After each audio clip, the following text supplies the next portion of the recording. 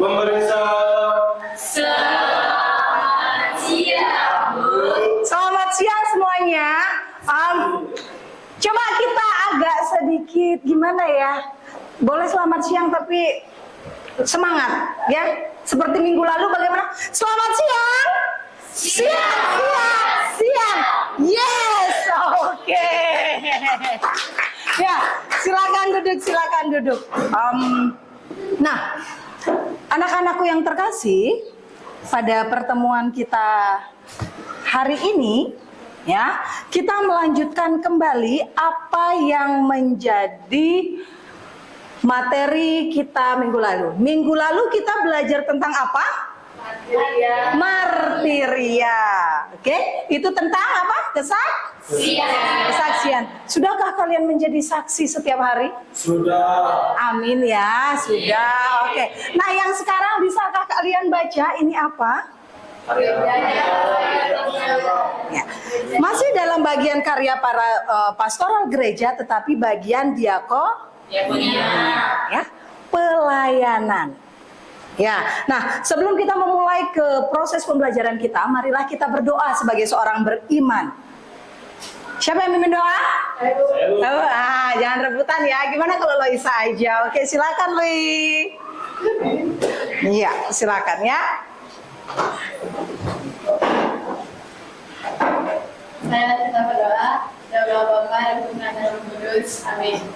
Demi Kristus Tuhan kami. Amin. Demi Bapa dan Putra dan Roh Kudus. Amin. Oke, nah hari ini sepertinya saya tidak melihat wajahnya Geral. Kemana dia ya? Ada yang tahu nggak? Sakit, Bu.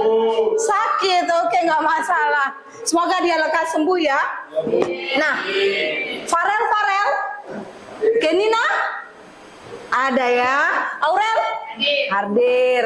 Mario, Hadir. oke. Nah, anak-anakku yang terkasih, sudahkah kalian membawa buku semuanya? Apakah kita ada tugas minggu lalu? Tidak. Ya. Sebelumnya kita mau membangkitkan sedikit semangat. Ya. Nah, di sini ada sebuah permainan yang saya mau ajak kalian. Permainannya adalah, Pak, kita berdiri lagi. Ya, berdiri. Ingat, ikuti apa yang saya katakan. Jangan ikuti apa yang saya lakukan. Oke. Try dulu, oke ya? Pegang telinga teman kamu. Pipi itu telinga Justin. Oke, terima kasih ya. Saya rasa meskipun di siang hari, silakan duduk ya. Meskipun di siang hari kalian itu konsentrasinya melebihi di pagi hari ya. Nah, anak-anak, seperti biasa dalam setiap pembelajaran itu pasti ada tujuan yang mau kita capai. Ya, yang pertama itu adalah mengimplementasikan tugas karya pastoral gereja. Bagian apa? Di diakonia. Oke, yang kedua itu kalian saya ajak nanti membuat proposal kegiatan. Ya, berdasarkan dengan realita yang ada di sekolah. Kita mau melihat realita apa yang terjadi di sekolah. Dan kalian, saya yakin, atau mungkin kalian yang belum, untuk ikut serta dalam kegiatan kategorial masing-masing di gereja. Lui, kamu gereja mana? FX Kuta. Oke, FX Kuta. Ada yang di MBSB? Oh, Sela ada yang di MBSB. Nah, berikutnya itu ada yang namanya kompetensi ketuntasan, ya. Saya harap dalam pembelajaran kita kalian bisa menjelaskan arti dan makna gereja yang melayani, terus mengaitkan apa nanti bunyi kitab suci dengan kondisi yang kita hadapi di sekolah, menguraikan bentuk-bentuk pelayanan seperti apa, ya, membantu.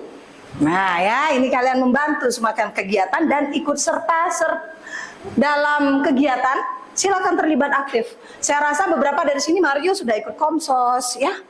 Oke, dan kalian membuat proposal kegiatan. Nah, teknik penilaian seperti biasa. Oke, tapi sebelumnya ada pertanyaan nggak? Ada. Ya. Nah, ini mengenai teknik penilaiannya. Ya, seperti minggu lalu masih teknik penilaian reformatif, afektif kalian itu adalah P3, Project Profil Pancasila ya. Nah, alur pembelajaran yang akan kita pakai sekarang itu berbeda dengan minggu lalu. Minggu lalu kita memakai apa?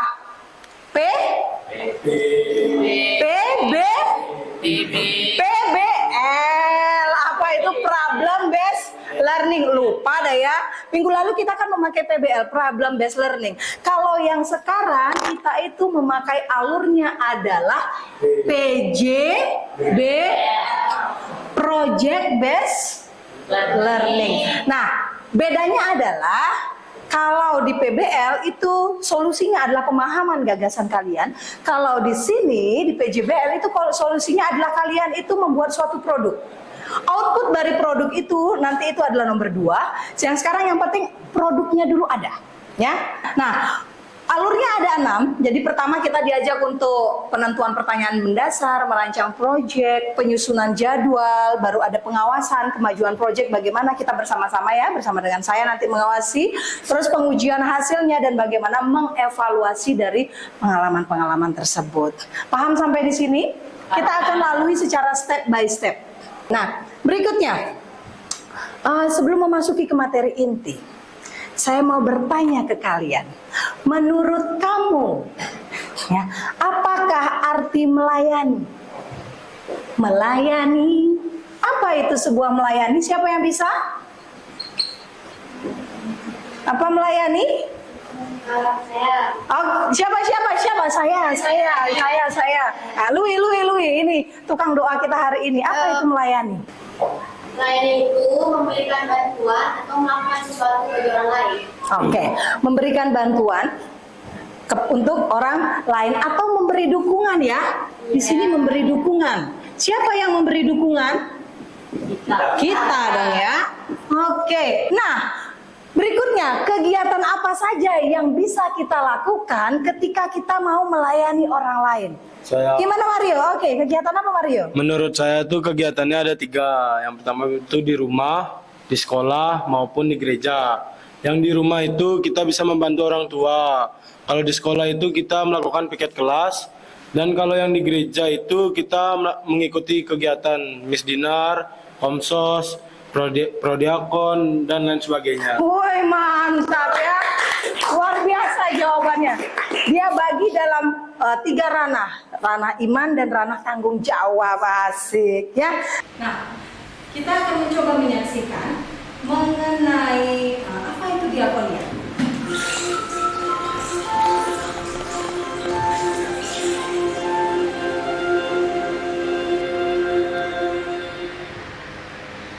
Bila gereja di bidang diakonia atau pelayanan. Diakonia adalah tugas gereja untuk melayani sosial dan bertanggung. Sekian dan terima kasih. Berkah. Nah, dari situ saya mau bertanya kepada kalian. Yang pertama, apa arti diakonia menurut video tadi? Apa itu? Menurut saya, diakonia itu adalah pelayanan gereja untuk melayani kita yang bersumber dari tubuh Yesus Kristus. Oke, ya. Pelayanan gereja yang bersumber dari siapa tadi? Yesus. Pertanyaan berikutnya, kira-kira keikutsertaan apa yang pernah kamu buat? Siapa yang mau jawab? Ini kan anak Tuhan ya. Kelompok sini terus. Ini bagaimana nih? Ya aman ya. Ya, gimana? Jadi untuk pelayanan gereja yang pernah saya lakuin itu kayak kegiatan live code, terus kur, paduan suara, terus mungkin dalam kegiatan di kelompok sosialnya itu kayak ada OFK, kami dan kegiatan gitu. Banyak banget, anak Tuhan banget ya. Diakonia, apa dari dalam arti gereja diakonia? Pelayanan. Pelayanan dan yang dititikkan pada fokus ini adalah Yesus Kristus. Ya. Jadi kita melayani, kita melihat dasar dari pelayanan kita itu adalah siapa? Yesus Kristus. Kitab suci. Kita mau melihat bagaimana kitab suci berkata dalam hal pelayanan. Saya minta tolong Farel untuk baca kitab suci. Bisa Farel ya? Bisa, oke.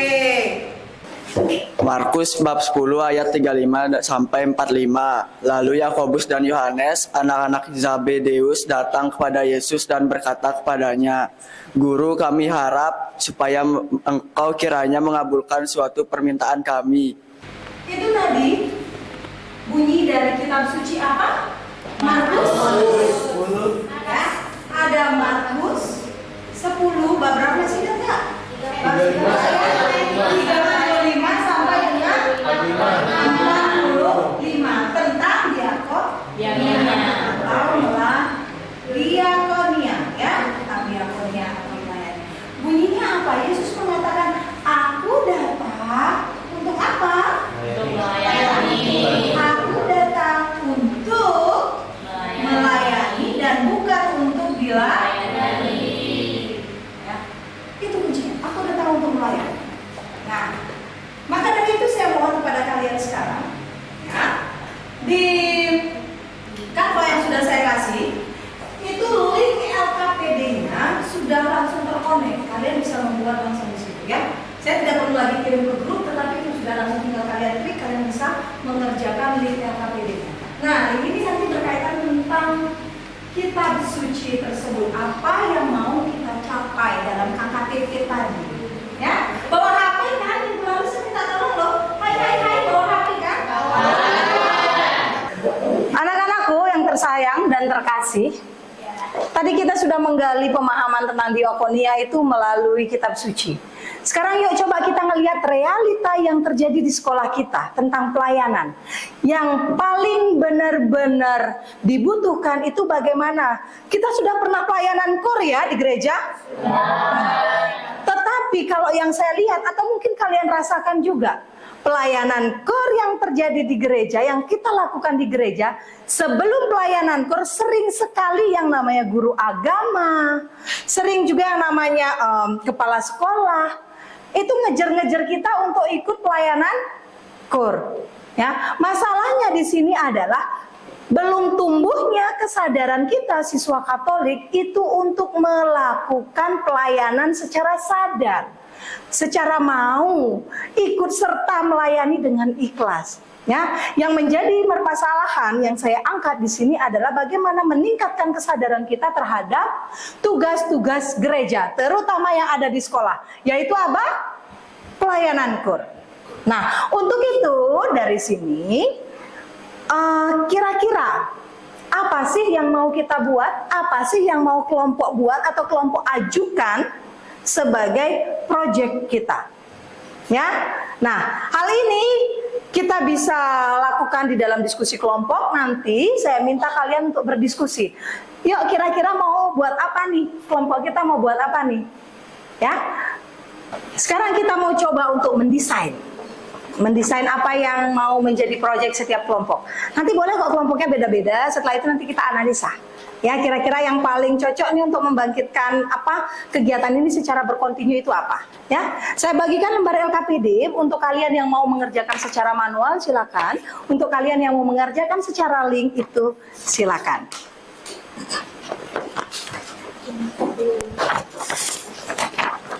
Ya.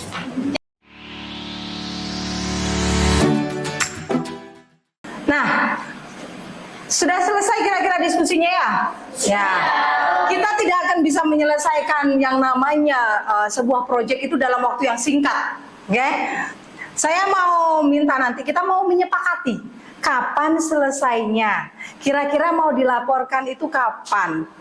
Ya. Seiring berjalannya waktu, saya akan pantau terus meskipun tidak di dalam pelajaran agama, ya. Kita mau coba sekarang itu adalah menyusun jadwal. Ini kalian buat draftnya dulu. Menyusun jadwalnya kapan, ya? Kapan? Oke, kalau dari kelompok Yolan kapan bisa selesai? 2 minggu? Minggu depan Ibu. Minggu depan bisa ya? Gimana? Tadi kita sudah menyepakati, ada yang bilang minggu depan saat pertemuan berikutnya, dan kelompok Vira itu karena agak lumayan panjang ya, dia proyeknya, jadi dia minta waktunya 2 minggu. Nah, dalam pembuatan dan diskusi tadi, saya yakin kalian pasti itu menemukan kendala, menemukan tantangan, ya, atau ada beberapa tahapan yang kalian tidak pahami, ya. Ibu, saya mau nanya. Oke, apa itu? Kira-kira jadwal kegiatan ekstra sama jadwal pelayanan gereja itu dibuatnya kapan?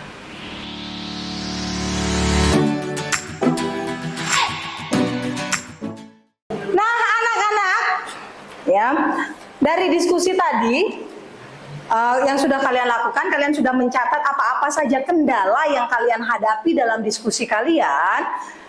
Seberapapun hasil yang kalian dapatkan hari ini, ya, kita coba presentasikan, kita coba tampilkan kelebihan dan kekurangannya, nanti bisa menjadi masukan dan saran ke depannya, ya. Nah, sebelum kita presentasi, tadi saya sudah melihat beberapa pekerjaan kalian, ya, apapun yang terjadi coba kita presentasikan dulu.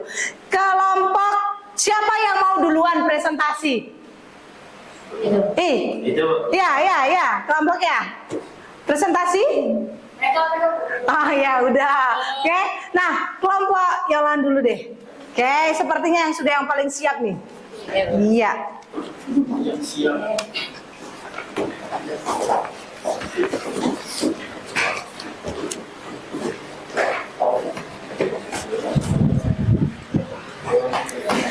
Baik, selamat siang Bu Guru dan teman-teman. Pada hari ini, kelompok kami ingin mempresentasikan pengajuan proposal ekstrakurikuler paduan suara. Nah, untuk penjelasannya, ekstrakurikuler ini dikhususkan untuk pelayanan di gereja, bukan untuk paduan suara umum di luar yang digunakan untuk ajang lomba atau pengisi kegiatan, tapi untuk kegiatan pelayanan rohani. Latar belakangnya, alias kenapa kita mengajukan ekstrakurikuler ini, itu adalah karena menurut kita banyak teman-teman kita di sekolah yang kurang terlibat aktif dalam kegiatan di gerejanya, masing-masing terutama dalam pelayanan. Jadinya ekstrakurikuler ini dibuat untuk mengaktifkan mereka yang kurang terlibat aktif dalam gereja. Nah, karena ekstrakurikuler ini adalah paduan suara, jadi kita melakukan pelayanan sebagai anggota KUR dan kita akan bertugas di beberapa gereja terdekat, itu kayak gereja FX, Nusa Dua, dan juga Ubung. Atau kita juga bisa dapat bertugas saat misa yang diadakan di sekolah. Nah, selain itu, ekstra ini tuh diadakan supaya teman-teman kita juga pelan-pelan memiliki ketertarikan individual atau kesadaran diri untuk melakukan pelayanan secara mandiri. Nah, untuk yang mengikuti ekstrakurikuler ini itu kita targetkan adalah seluruh siswa SMA yang beragama Katolik.